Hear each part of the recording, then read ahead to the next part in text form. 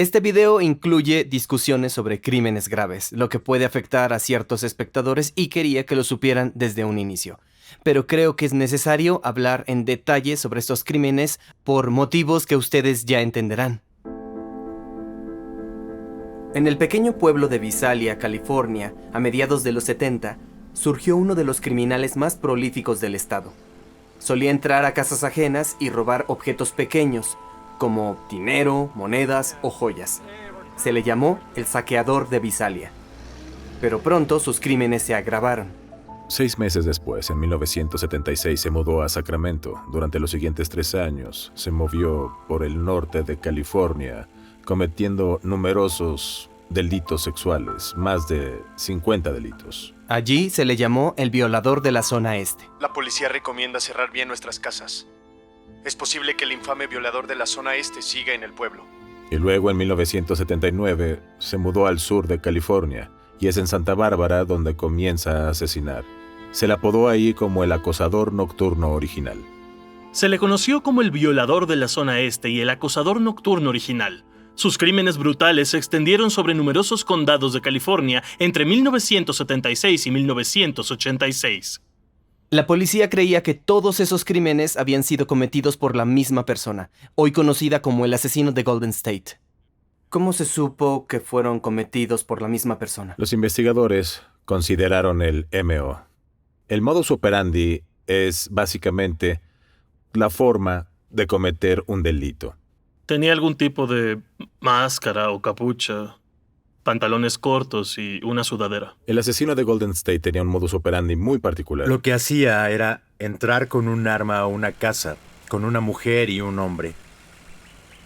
Los ataba, le decía al hombre que colocaría platos en su espalda y que si los oía moverse, mataría a su mujer y luego a él, y llevaba a la mujer a otro cuarto para violarla. Luego revisaba la casa y, en el tiempo que le quedaba, comía, robaba objetos pequeños y después se marchaba. ¿Cómo fue que no lo atraparon basándose en sus huellas digitales? No dejaba huellas digitales. Siempre usaba máscara, usaba guantes. Este era un criminal que hacía todo para prevenir ser atrapado. El asesino de Golden State se ha vinculado a al menos 12 asesinatos, 50 violaciones y una racha de robos a lo largo de California. ¿Cómo estás? ¿Cómo están? Bien. Ofrecemos soluciones de secuencias de ADN a laboratorios forenses que procesan ADN en escena de crímenes. En ellas normalmente se halla menos de 1 nanogramo de ADN, usualmente degradado. Algo deshecho. ¿Por qué queda tan poco en una escena del crimen? Sí. ¿Un nanogramo? Sí, ¡Qué locura! sí. No es un accidente que se detenga en 1986. En 1986 se resuelve por primera vez un caso de asesinato a través de ADN. Y yo creo que estaba al tanto de eso y pensó, ¿sabes? Lo que estoy haciendo deja mi ADN. No puedo seguir con El esto. investigador Paul Holtz rastreó al asesino de Golden State por décadas. No podía contra la tecnología ADN, y ese fue su más grande error, ese fue su más crítico error. Dejó su ADN por toda California.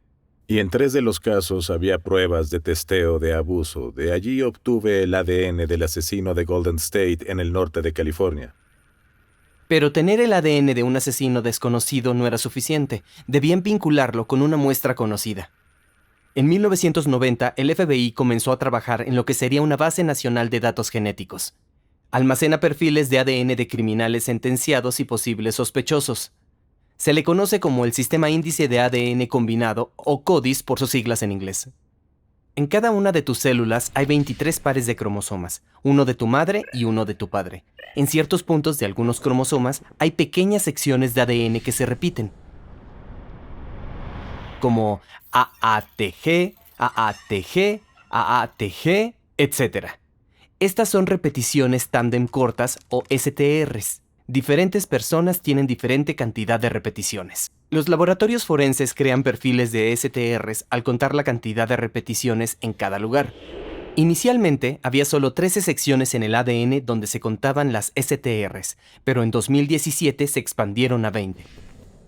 Siento que esto no es demasiada información. ¿No lo es? Pero las posibilidades de que dos personas tengan exactamente la misma cantidad de repeticiones en todas las secciones son increíblemente pocas. Hoy la base de datos CODIS contiene más de 18 millones de perfiles. El perfil de ADN del asesino de Golden State ha estado en la base de datos nacional de ADN del FBI llamada CODIS desde 2001 y lo han buscado sin éxito desde aquel momento, sin aciertos. Hicimos búsquedas con Interpol en bases de datos de ADN de otros países pensando que quizás había venido del extranjero. Por eso, luego de tanto tiempo, no hemos podido identificarlo y obviamente no obtuvimos ninguna coincidencia. Pero la tecnología de secuencia genética avanzaba rápidamente. El proyecto Genoma ha finalizado. Desde 1986, los científicos han creado mapas y secuencias de los 3.000 millones de nucleótidos del genoma humano. Este descubrimiento... Pronto, compañías privadas comenzaron a ofrecer pruebas genéticas directamente a consumidores y proveen más data genética de la que hay en la base de datos CODIS. Viajé a Houston, Texas, para visitar la sede de DNA Family Tree. Iremos a la oficina para hablar del ciclo de vida de una muestra. ¿Aquí tienes? Gracias. Estas muestras, ¿qué son? Son células de la mejilla. Se toman del interior de la mejilla, se ponen en un frasco y nos las envían. Es como un ballet robótico. Sí. Para la extracción de ADN necesitamos remover toda la protección que tiene el ADN y separarlo del resto para poder testearlo.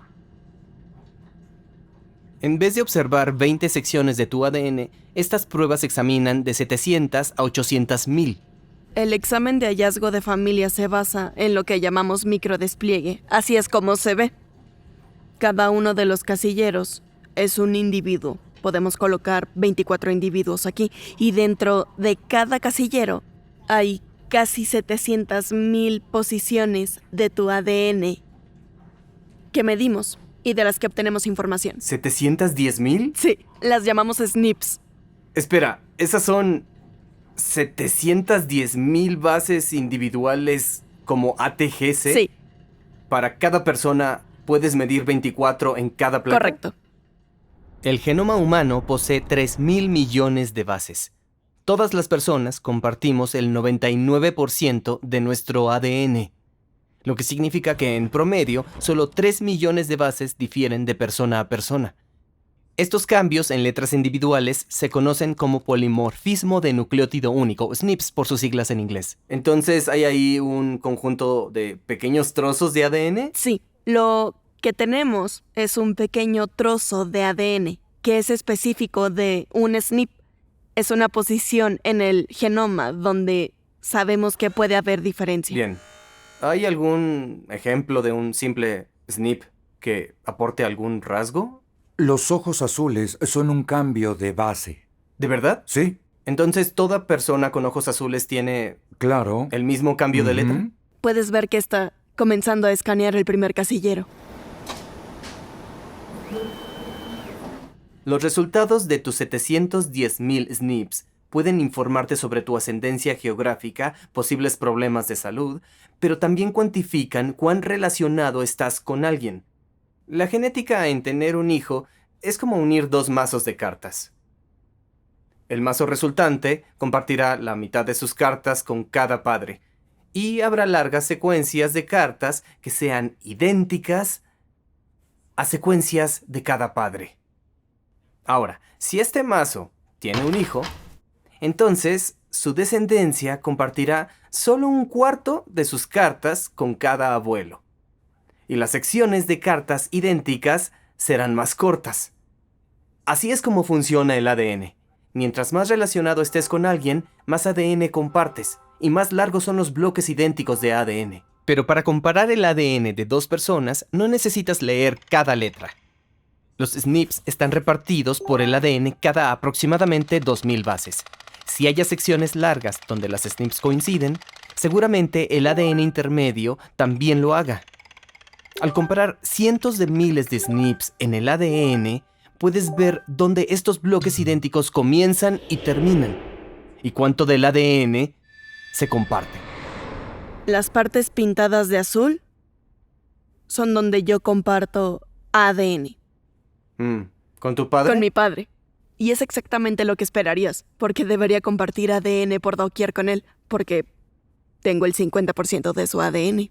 Esto es con un primo segundo o tercero. No tengo idea de quién es esta persona. Puedes ver que no estamos tan relacionados como yo con mi padre, porque solo donde está el azul es donde compartimos ADN en los cromosomas. Sabemos que estas pruebas genéticas pueden ayudar a identificar a familiares, pero ¿puedes hacer lo mismo con bases de datos de cuerpos policiales? ¿Puedes identificar familiares utilizando la base de datos CODIS? Puedes, solo que es limitado a familiares de primera o segunda orden. Eso significa que si estoy buscando al asesino de Golden State, debo buscar a su padre, su hermano o su hijo. Hicimos eso una y otra vez, pero nunca funcionó. ¿Por qué es tan limitado? Porque tienes solo 23 Loki. Si quieres hacer un análisis real de parentesco, necesitas tener más puntos evaluados en ese genoma para ver cuántos se relacionan. Sabemos que la respuesta está detrás de una puerta cerrada, y esa puerta está en 23andMe y Ancestry.com. Sabemos que tienen millones de perfiles. Algún pariente suyo, quizás un primo segundo, está allí. Seguro.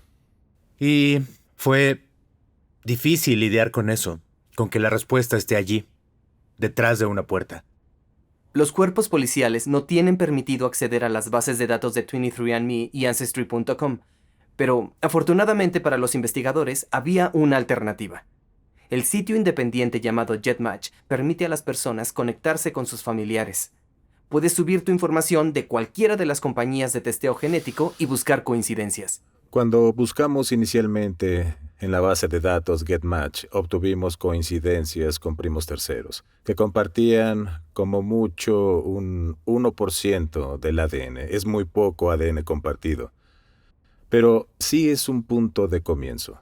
Teóricamente, tomando múltiples de estos individuos que comparten ADN y construir sus árboles genealógicos usando genealogía tradicional y documentos de acceso público como censos, obituarios, periódicos, sitios de búsqueda, de tumbas en la web, reconstruyes el árbol familiar hasta llegar a 2 familiares del asesino de Golden State. Los cruzas y así es como ves que comparten tatarabuelos. Teóricamente, el asesino de Golden State es descendiente de esos mismos tatarabuelos.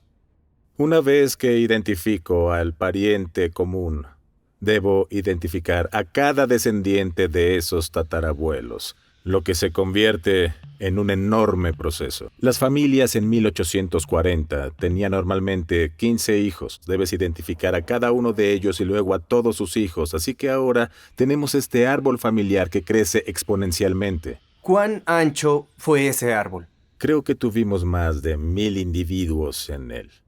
Pero sabíamos mucho sobre nuestro criminal. Sabíamos que había nacido entre 1940 y 1960. Sabíamos que era un varón blanco que medía entre 1,76 m y 1,83 m. Estaba en California, estaba en Sacramento en 1976, en el sur de California en los 80. Y logramos reducir la búsqueda a 5 hombres. Y luego vinieron las investigaciones. Con un sospechoso entre sus manos, esta primavera lo siguieron hasta una tienda en el área de Sacramento y tomaron una muestra de ADN de la puerta de su coche. Días después, los investigadores tomaron otra muestra de ADN de un tejido descartado, que resultó coincidir con evidencia de ADN de una escena del crimen. Investigadores en California dicen que evidencia de ADN los llevó a encontrar a uno de los más notorios asesinos seriales del país. El exoficial de policía Joseph James DeAngelo fue arrestado ayer y se cree que es el apodado asesino de Golden State. Por 44 años, muchísimos investigadores trabajaron el caso sin poder resolverlo. En 4 meses y medio, un equipo de 6 personas logró averiguar quién era el asesino de Golden State, y era Joseph DeAngelo. Luego de que el asesino fue identificado, se abrieron las puertas. Todas las semanas veíamos no solamente a asesinos, sino a asesinos múltiples seriales siendo identificados cada semana, de casos de los 70 y 80. Ha habido más de 70 casos hasta ahora que se resolvieron de esta forma, y se siguen resolviendo más regularmente. Y creo... Seguramente ese ritmo solo crecerá. Sí. Habrá más. Porque está funcionando y seguiremos ayudando a encontrarlos. Lo aterrador es que en los Estados Unidos tienes 100.000 asesinatos antiguos que tienen ADN. Tienes más casos antiguos, pero los que tienen ADN son casi 100.000. Hay aproximadamente 650.000 casos de violación. ¿Con antiguos, ADN? Con ADN. Parece ser un gran cambio de paradigma. Lo es. Múltiples agencias policiales han dicho que esta es la herramienta más revolucionaria desde la adopción de la huella digital. Con el ADN tradicional se requería una muestra directa del individuo. Este es un proceso de 1 a 1. Entonces, estos criminales que, digamos, habían delinquido sin ser atrapados y vivían sus vidas, pensaban, nadie me pidió una muestra de mi ADN. Puede que haya dejado ADN en la escena en 1975, pero nunca obtuvieron mi ADN, no me encontrarán. Pero ahora no necesitamos depender de eso. Alguien, remotamente emparentado al criminal, ha puesto su ADN en una base de datos. Y deben comenzar a ponerse nerviosos porque eso está fuera de su control. No pueden depender de lo que su primo tercero haga. Y comienzan a ponerse nerviosos. Yo me he preguntado, ¿cuántos de estos individuos reconocen que la policía eventualmente estará llamando a su puerta como resultado de que un primo tercero dio su ADN a una base de datos? Cada persona que aporta su información a la base de datos ilumina las identidades de cientos de personas a su alrededor. Padres, hermanos, tías, tíos, primos. Un estudio de Ancestry DNA halló que la persona británica promedio tiene 175 primos terceros. Y no se detiene ahí. El ADN de una persona se comparte con cientos de personas que aún no nacen. Hijos, hijas, nietos, sobrinos, primos segundos o terceros. Siendo realistas, cada persona comparte ADN identificable con casi 1000 personas del pasado y del futuro. Así que no hace falta que tanta gente suba su información para revelar las identidades de todos los que vivan en un país. En 2018, un estudio halló que utilizar una base de datos existente de solo 1.3 millones de personas podría identificar al 60% de los estadounidenses de origen europeo. Y que con una base de datos de solo el 2% de la población, podrías encontrar a un primo tercero o familiar cercano en el 99% de los casos. El almacenamiento de ADN que tenemos es realmente único. Si miras dentro, está a 20 grados Celsius bajo cero. ¿Eso mantiene al ADN por un largo Tenemos tiempo? muestras de ADN ahí que tienen más de 15 años. ¿Cuántas muestras almacenan aquí? Más de 2 millones. ¡Wow! Sí, la capacidad es para más de 2 millones. El ADN de 2 millones de personas en esa habitación pequeña. Correcto. ¡Wow! Para 2021, más de 30 millones de personas en el mundo se han hecho una prueba genética a consumidor directo, la mayoría de las cuales fueron Ancestry y 23andMe, que no trabajan con las fuerzas policiales, pero Family Tree DNA sí lo hace. Si consultas en Estados Unidos, sí debería haber una base de datos nacionales donde figuremos todos... ¿Con su ADN? Sí, con ADN y nombre. La mayoría sentiría algo de incomodidad, o potencialmente mucha incomodidad. Pero estamos avanzando hacia ese escenario sin notarlo. Hay algunas personas preocupadas por la privacidad. Si alguien elige o decide que no quiere que sus resultados se usen para investigaciones policiales, pueden eliminarse de la lista. Me preocupa que la información genética sea usada para discriminar a alguien. Me preocupa por los seguros de salud. Me preocupa que si tienen el perfil de ADN de alguien e interpretan algunas leyes, eso llegue a manos equivocadas y digan que esa persona tiene tendencia a tener Parkinson o posibilidades de tenerlo. Y luego, los precios aumentan. Eso es en lo que veo a la privacidad como preocupante. Una vez que tu información genética se hace pública, es pública. No es como una tarjeta de crédito que puedes renovar. Estás dando a conocer algo que no sabes cómo será usado. Nuestra información no es nuestra desde un primer momento. Claro. Nuestra información es compartida. Sí, con tus familiares. Sí. Y aunque te opongas a eso, si ellos lo publican, estás ahí de alguna u otra manera. En la sociedad de hoy tienes muy claramente dos campos. Hay quienes están cómodos con que su genoma esté a disposición de búsquedas policiales y hay quienes claramente no están cómodos. Y eso está bien. El problema es, claro, que esa gente que no quiere ser rastreable puede tener su ADN publicado sin saberlo a través de sus familiares. ¿Entiendes? Si yo no quiero que mi ADN sea rastreable en investigaciones, pero mi hermana publica el suyo, Sí. es casi lo mismo que si yo publicara el mío. Actualmente, la política de Family Tree DNA es solo aceptar muestras para investigaciones en determinadas circunstancias. Debe ser un caso de violación, identificación de restos o ADN recuperado de una escena de homicidio. Y también secuestro de menores. Así que si un menor ha sido secuestrado y hay evidencia de ADN, entonces sí lo procesaremos para encontrar al secuestrador. Esos son los únicos casos que aceptamos. Entiendo. Desafortunadamente, GetMatch ha cambiado su funcionamiento. GetMatch ha decidido que puedes o no ser rastreable, si así lo decides. Sí. ¿GetMatch tomó la decisión con motivo del caso del Golden State? No, no lo hizo. ¿Quieres No. contar la historia? Realmente tuvo que ver con un caso en Utah. Una mujer mayor estaba tocando el órgano en una iglesia. Y un individuo ingresó y la agredió. No fue una agresión sexual, pero sí un crimen grave. Creo que intentó estrangularla y la dejó inconsciente. Creyó que la había matado y se marchó.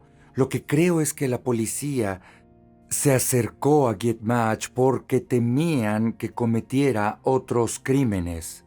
Pero los términos de servicio de GetMatch decían que solo ayudarían a las autoridades en caso de violación u homicidio. Su problema fue no haber muerto. Si hubiera muerto... Si hubiera muerto, habría cumplido con las condiciones y habría subido la muestra por cumplir con los términos del servicio. ¿Qué pasó? ¿No tomaron el caso entonces? Posteriormente atraparon al individuo que apareció en la búsqueda de GetMatch. Pero, para el mundo de la genealogía, esto fue disruptivo y decían que era un uso incorrecto de la herramienta y acabaron presionando mucho a GetMatch. Cambiaron su política porque se asustaron. Pero a fin de cuentas sí fue una violación de los términos de servicio y creo que finalmente llevó a algo positivo. Todo comenzó de cero y todos debían aportar su información de nuevo. Posteriormente, GetMatch fue vendido a Verogen. Te puedo decir que un usuario nuevo hoy ingresando a GetMatch, el 73% de ellos ingresan aceptando ser rastreables por las autoridades. Eso nos alegra mucho. Sí, es un número alto. Es un número alto. Y sugiere que la gente quiere eso en algún sentido. ¿Cuántos primos segundos y terceros conoces? ¿Entiendes? No conoces a la mayoría. Sin siquiera saberlo, estás ayudando a la justicia. Ayudas a la familia de una víctima a obtener algo de paz. Al menos algo de paz. Y la verdad... Obtienen ¿por qué una no? respuesta. Parcialmente podrías argumentar que si quieres activamente ayudar a atrapar criminales, una de las mejores cosas que puedes hacer es incentivar a tus conocidos a testearse e ingresar a la base de datos. Correcto. Y hay millones de personas que se han testado en otras compañías que no colaboran con la policía y que si quisieran ayudar, lo que harían sería descargar su información y subirla a nuestra base de datos gratis. Creo firmemente en el derecho a la privacidad de una persona, pero también creo firmemente que tenemos derecho a no ser violados, asesinados y tampoco a ser víctimas de crímenes violentos. Debe haber un equilibrio.